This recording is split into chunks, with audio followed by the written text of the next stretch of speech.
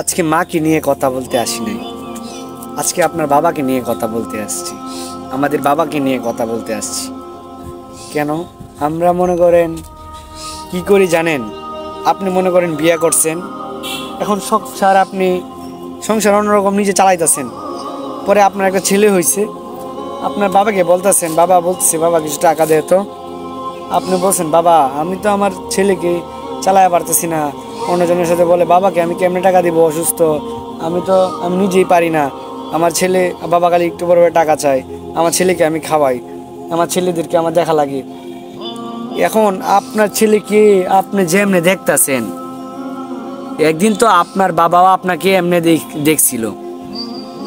আপনার আপনার এখন যে আপনার ছেলেকে এত কষ্ট করে আপনার বাবাকে না খায়া আপনার ছেলেদেরকে খাওয়াইতেছেন, আপনার ছেলেদের জন্য খালি রাখতেছেন, অট্টালিকা করতেছেন, আর আপনার বাবার চিন্তা করতেছেন না, খালি আপনার ছেলে চিন্তা করতেছেন।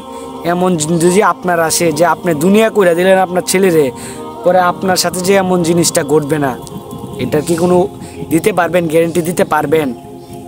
এগুলা কি বলতেছেন?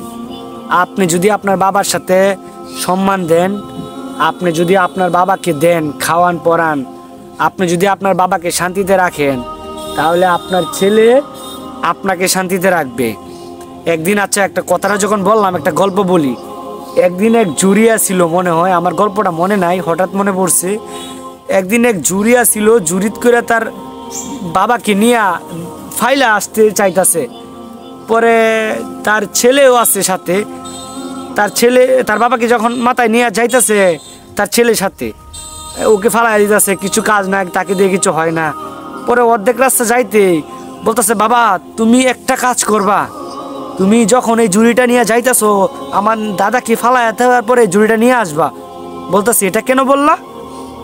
বলতেছে বাবা এখন তো জুড়িটা পরে রেখে দিতে হবে, কারণ জুড়ি কিনে টাকা নষ্ট করতে পারবো না।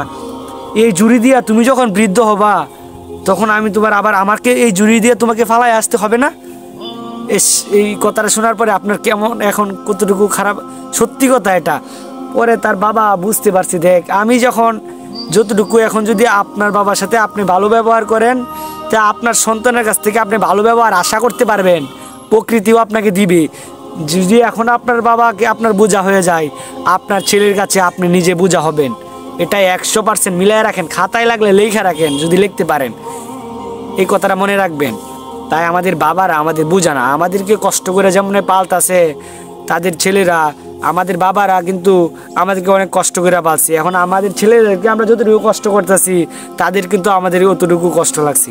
তাই বাবা থাকতে বাবার মূল্য দেন, নাহলে নিজে ওই মূল্যটা পাবেন না। সত্যি কি না মিথ্যা অবশ্যই সবাই কমেন্টে জানিয়ে যাবেন। সবাই ভালো থাকবেন। আসসালামু আলাইকুম।